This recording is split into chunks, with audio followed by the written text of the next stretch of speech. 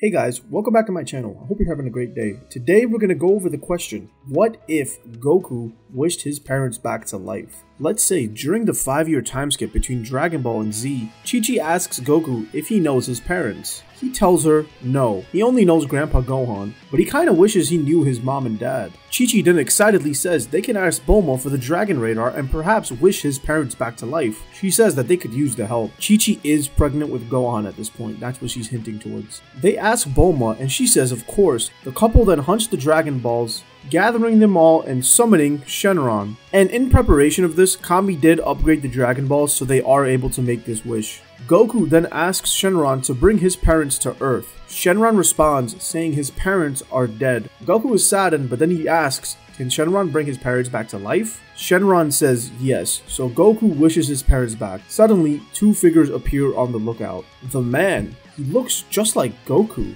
Gine and Bardock look around in confusion. Gine sees Goku and reaches out, touching his face and saying, Kakarot? Bardock instinctively presses his scouter and he's impressed. He tells Kakarot, your power level has increased so much. He's still so much weaker than Bardock himself, but seeing this improvement has made him proud, saying that Kakarot was destined to be a low-class warrior for his life, but if he can increase his power level this much, maybe they were mistaken. Goku is confused and he asks, who's Kakarot? Gine then worriedly touches his forehead and says he should know this. His name is Kakarot and that he's from the planet Vegeta. That's when she also notices his tail is gone. Bardock then says he must have hit his head when he was a kid, and that's when Goku remembers his grandpa did tell him that he bumped his head. Goku then asks how they died. This is when Bardock gets angry as he remembers Frieza. Bardock then explains the Saiyan history and hierarchy to Goku, and Goku asks why he wasn't with them when their planet blew up. Bardock says they sent him away in case Frieza was planning to do something evil. Realizing this, Bardock immediately crushes his scouter. He could be listening to them right now. Thankfully, Frieza didn't hear, but they have to be careful. Goku then brings his parents to his home and eventually Gohan is born. Over the time, Goku explains to Bardock about the training he's been doing his whole life, and Bardock realizes maybe this is the way they can get strong enough to fight Frieza. Perhaps by sparring together, they can grow in power. Obviously, Goku is going to benefit way more in the coming years, but Bardock does learn a bunch of different techniques from Goku. And now, with Bardock and Gine alive, when Gohan gets old enough, Chi-Chi allows him to train alongside Goku. Gine then mentions to Chi-Chi that Gohan can be both a scholar and a warrior, and excitedly says he might be the first Saiyan scholar in the history of the universe. 4 years have passed since Goku wished his parents back, and now it's time for the reunion at Kame House. When Goku and his family arrive, everyone is shocked. Goku has a twin and a son? What's going on?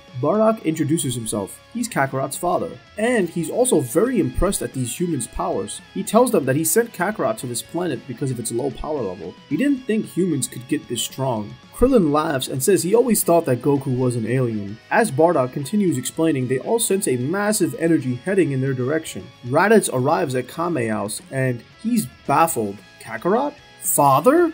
Bardock is equally shocked.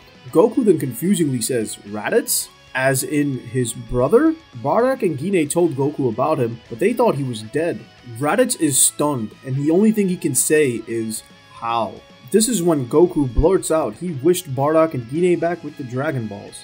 Bardock slaps Goku behind the head and then blitzes towards Raditz, yanking and breaking his scouter. It's too late though, Vegeta and Nappa heard everything. Bardock tells Raditz they are trying to keep the knowledge of the Dragon Balls away from Frieza. Raditz says Kakarot was sent to this planet to conquer, and that's when Bardock says no, he was sent here to survive. He thought Frieza was up to no good when he summoned all the Saiyans, and Bardock was right. He destroyed their planet and their race. Raditz is shocked. He knew Frieza might have had something to do with Planet Vegeta's destruction, but he didn't have confirmation. Now he knows the meteor story is nothing but a lie. He then tells Bardock that Prince Vegeta is still alive, and that he has to know about this, but his scouter is broken. This is when Bulma steps in. She offers to fix it and make it so that she only sends a message to Vegeta. In the meanwhile, Goku and Raditz spar. Goku is much stronger than him at this point. Raditz is shocked. He thought Kakarot was a low-level warrior. How can he be stronger than him? Bardock then tells him that low-level warriors can train to become elite, and that Kakarot has spent his whole life training. He then reiterates that Saiyan potential is so vast that Gohan, this little child,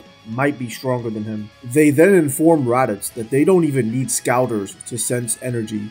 Bulma fixes the scouter and sends the message to Vegeta, and when Vegeta says, "Who is this annoying woman?" she screams at him, saying, "Come to Earth, Raditz needs to talk to him immediately." Vegeta is angry, but he also kinda likes this woman's voice. Him and Nappa begin their journey, and it's gonna take them a little under a year. In the meanwhile, Bardock has a request of this woman Bulma. She seems like she's very resourceful, and he asks if she can create a chamber that artificially increases gravity, telling her that the gravity on Earth is very weak. In fact, planet Vegeta's is around 10 times this. She then smirks, telling him that for Goku's father, she can create a chamber that's up to 300 times gravity. Goku and Raditz stand there awkwardly. Raditz was kinda here to blackmail Goku into joining them. Piccolo, who was eavesdropping, decides to reveal himself, saying that he would also like to train in this new chamber. This Frieza guy might threaten his plan to take over this planet one day. Eventually, Bulma completes the chamber, and it's gonna be awkward at first, but the Saiyan family begins training. Some of the Z fighters join in, but they can't really keep up with the Saiyans. Piccolo also joins, but he prefers training with himself. Now the training here is going to be less urgent than that of canon. However, with the gravity chamber, it's going to be much more efficient.